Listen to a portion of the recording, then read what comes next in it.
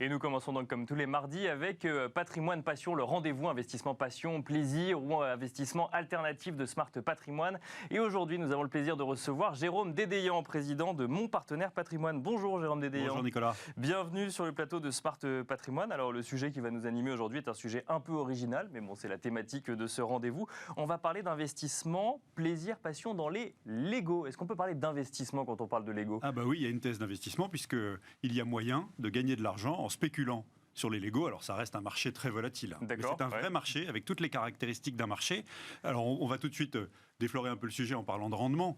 Alors, évidemment, c'est une étude qui a été faite par une professeure à l'économie de l'école d'économie de Russie. Donc elle est à prendre avec des pincettes, mais elle a, avec une de ses stagiaires, remonté 2300 références de boîtes de Lego dans le temps, en comparant leur prix neuf et leur valeur sur le marché secondaire aujourd'hui, et elle a trouvé un rendement annualisé de 11%. Donc on est en train de parler d'un compartiment d'investissement avec toutes les caractéristiques d'un marché, un marché secondaire, avec des objets plus ou moins rares, avec des cotes qu'on peut calculer et auxquelles on a accès. Et avec un rendement moyen de 11%, j'imagine que dans vos recherches, vous avez trouvé des exemples un petit peu emblématiques en ce qui concerne les boîtes de Lego. Et oui, et donc si vous avez joué au Lego, Nicolas, vous êtes peut-être riche sans le savoir, puisque si vous aviez, par exemple, on vous a offert un Falcon Millennium de la franchise Star Wars de 2007. Alors c'est la boîte 10179, comme ça nos auditeurs peuvent aller regarder sur les plateformes. Exactement. À l'époque, c'était une boîte de Lego qui coûtait cher, plusieurs milliers de pièces, 499,99 $. Et il s'en est vendu une récemment pour plus de 4000 $. Et en ce moment, il y en a sur eBay qui sont en train de monter. Vous savez, sur eBay, les enchères viennent toujours sur la fin, le prix s'envole sur la fin. Et j'en ai vu 2 ou 3 à 3000 ou 3500 $, alors que la fin des enchères est encore dans plusieurs jours ou plusieurs semaines. Donc il faut se jeter sur ce type d'investissement, ou il faut regarder ça de manière un petit peu plus prudente quand même ? Il faut évidemment regarder ça avec modération. Je vous donne un autre exemple qui est un peu l'avant-franchise de Star Wars, qui est sorti au moment du premier film Star Wars, mais qui ne s'appelait pas Star Wars, parce que Lego n'avait pas la franchise. Ça s'appelle le Galaxy Explorer, c'est la boîte 497, c'est beaucoup plus modeste comme modèle, c'est plus proche de ce que j'avais quand j'étais petit. 32 $, ça vaut aujourd'hui plus jusqu'à 1000 € sur les plateformes secondaires. Donc il y a vraiment moyen de faire des coups, alors évidemment avec modération, puisque c'est très volatile, et il faut évidemment aborder ça comme un investissement plaisir, où on met vraiment une fraction de son argent dont on n'a pas besoin, pour le dire simplement. Alors la question qu'on peut se poser sur tous ces types d'investissements, où finalement en fait on se pose la question si c'est plus du domaine de la collection ou de l'investissement, c'est est-ce qu'il y a réellement un marché d'investissement sur les Lego ? Alors c'est vraiment un marché avec toutes les caractéristiques d'un marché, c'est-à-dire que ça a l'air d'être de la revente secondaire de jouets, mais en fait c'est très organisé, avec une offre et une demande qui se rencontrent et une liquidité qui est organisée, avec plusieurs dizaines de milliers de transactions chaque année dans le monde sur des boîtes de Lego sur le marché secondaire. Donc on est vraiment dans les caractéristiques d'un marché avec un minimum de liquidité et un sous-jacent qui est très très vaste et qui est évidemment sciemment organisé par Lego Group, qui organise ce marché secondaire puisque ça contribue à son développement. Bon, alors peut-être un petit peu d'histoire, Jérôme Dédéian, je sais que vous avez fait pas mal de recherches pour venir nous parler de Lego aujourd'hui en plateau.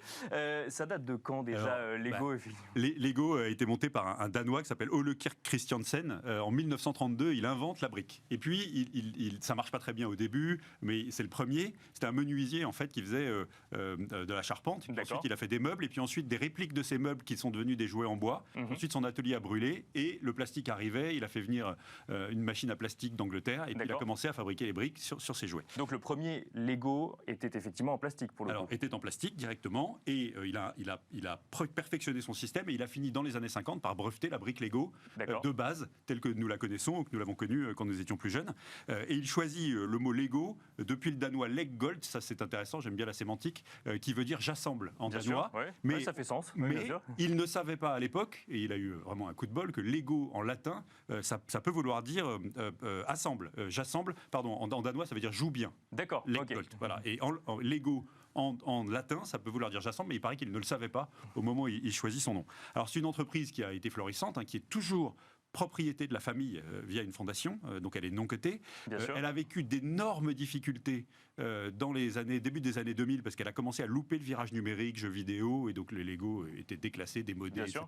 Puis elle s'est magnifiquement relancée en se diversifiant dans le jeu vidéo, dans le cinéma. Dans les parcs d'attractions qui sont désormais vendus, ils se contentent d'avoir la licence. Et puis surtout, un marketing extraordinaire sur la diversification de l'offre, des briques et des boîtes avec les briques. Groupe mondial, un des premiers ou sinon le leader mondial du jouet, avec vraiment un sous-jacent et une histoire qui permet justement d'animer ce marché secondaire et d'en faire un objet d'investissement. Alors justement, si on en parle aujourd'hui en matière d'investissement, c'est qu'on parle d'un jouet emblématique. On imagine bien que tous les jouets n'ont pas la même seconde vie. Selon vous, qu'est-ce qui explique les facteurs de succès de Lego dans le temps, puisqu'en fait on parle d'une petite brique effectivement qu'on assemble avec d'autres petites briques à l'heure des jeux vidéo, où certains parlent même de métaverse ou de vie complètement virtuelle. Qu'est-ce qui explique le succès de cette brique en plastique? Alors d'abord la qualité du produit, évidemment, et le fait que ça rend un service comme jouet. Et donc c'est ça qui fait évidemment le talent de Lego. Et en fait ce qui est intéressant, c'est que les facteurs clés de succès de l'entreprise expliquent que ça devient un objet d'investissement et de spéculation. D'accord. Alors ces facteurs clés de succès, pour moi, c'est la déclinaison en segments très très fins de marché. Ils sont très forts en marketing, donc ça veut dire qu'ils ont, vous savez, ils ont les Duplo pour les tout petits avec des briques plus grosses. Ils ont le Lego technique qui date du début des années 70. Bien sûr, fin des années 70. 1977, le premier, le chariot élévateur, je l'ai eu. Si je l'avais gardé dans sa boîte d'origine, je serais riche. Les souvenirs remontent. Exactement. Et puis des boîtes thématiques prêtes à jouer, les dinosaures, les ninjas, tout ce qui plaît aux enfants et aux générations successives d'enfants. La deuxième chose, c'est qu'ils travaillent beaucoup avec des franchises. Bien sûr. Ils ont la franchise Star Wars, ils ont la franchise Harry Potter, pour les deux plus célèbres. Et bientôt, c'est ce qu'on annonce sur les sites de fans de Lego, la franchise Transformers, qui vous parle peut-être plus qu'à moi, puisque c'est plus votre génération. Et ça permet de surfer sur un marché mondial qui évidemment accroît leur vente. Donc si je comprends bien, à la fin de cette émission, on comprendra s'il faut acheter des Transformers ou pas en Lego. Et exactement, quand ça sort, il faut guetter. Et donc il y a aussi la forte rotation des modèles, puisqu'en fait ils jouent, et c'est là où on rentre dans l'investissement, ils jouent sur les séries limitées. Ils passent leur vie à sortir des modèles qui sont des modèles qui ont une durée de vie très limitée dans le temps, ils en font la promotion, et puis hop, ils s'arrêtent, et ça crée un effet de rareté. Bien sûr. Voilà, dernier point, la gestion fine de la relation client. Je vais vous donner un exemple très très simple que tout le monde peut comprendre. Ils ont un programme Global VIP qui traite tous leurs gros clients mondiaux, y compris les enfants qui peuvent ouvrir leur compte contrôlés par leurs parents, etc. Dans ce programme Global VIP où il y a plusieurs millions de clients qui le suivent, il y a 70% d'adultes. Et les études montrent que dans ces 70% d'adultes, les achats de ces adultes, c'est 50% pour offrir à des enfants, petits-enfants, neveux, nièces, etc. et 50% pour eux-mêmes. D'accord. Ils ont d'ailleurs, vous savez, sur une boîte de Lego, vous avez un petit code qui dit à partir de quel âge je peux jouer avec cette boîte de Lego, 4+, 6+, 12+, etc. Lego a sorti, il y a quelques mois, une catégorie 18+, c'est-à-dire que ça devient en partie des jouets pour adultes. Oui, c'est ça. Exactement. Voilà. Vous nous avez parlé d'un certain nombre de séries, de séries limitées, notamment sur les franchises Star Wars ou Harry Potter ou Transformers. Moi, je reste sur l'idée de Transformers, savoir si je vais en acheter un du coup après cette émission. Est-ce que c'est ça qui explique aussi l'engouement du marché secondaire, c'est-à-dire que finalement la rareté fait le prix des années après? C'est exactement ça, avec l'effet nostalgie.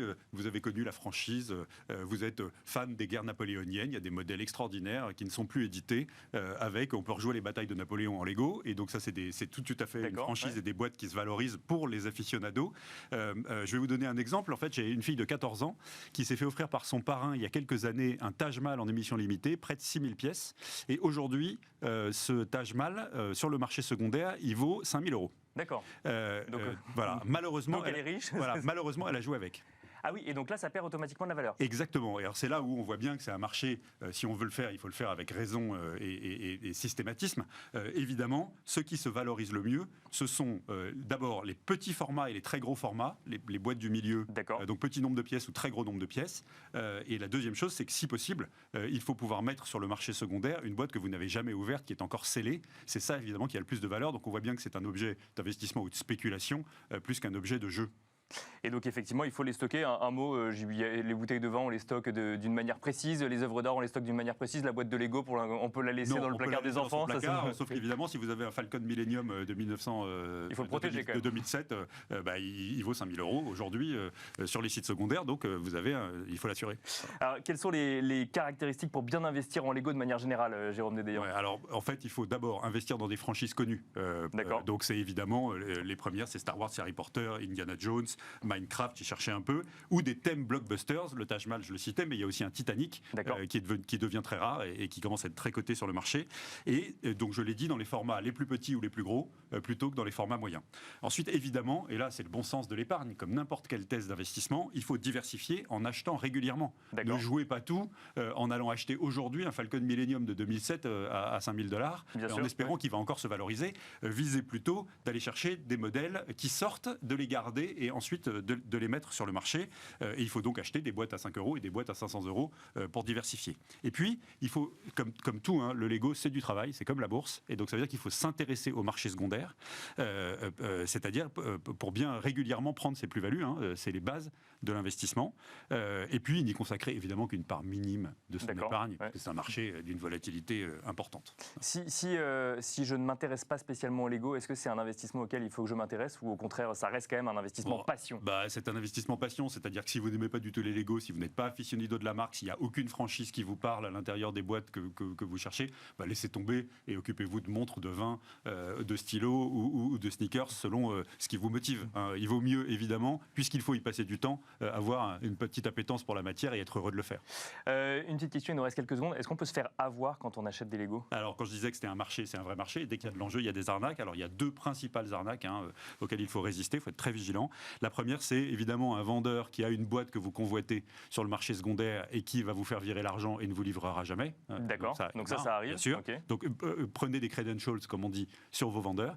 La deuxième chose, c'est acheter sur un site secondaire des Lego neufs qu'on vous prétend à prix cassé. Ça n'existe pas. Il faut aller sur le Shop Lego ou par un site officiel, mais direct sur le Shop Lego et acheter au prix catalogue les modèles qui sortent en série limitée, les garder et bien les choisir, les garder et pour les revendre plus tard, si possible en ayant conservé les boîtes. Donc achetez 2 boîtes, une pour faire jouer vos enfants, petits-enfants, neveux et nièces et une que vous mettez dans un coffre-fort. Ça fera peut-être leur retraite.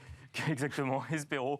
Merci beaucoup Jérôme Dédéian, président de Mon Partenaire Patrimoine, d'être venu nous présenter l'investissement en Lego. On peut parler d'investissement, c'est ce que je peux parler d'investissement. Et je vais m'intéresser de très près aux nouvelles franchises qui sortent en Lego. Merci beaucoup. Quant à nous, on se retrouve tout de suite dans Enjeu Patrimoine.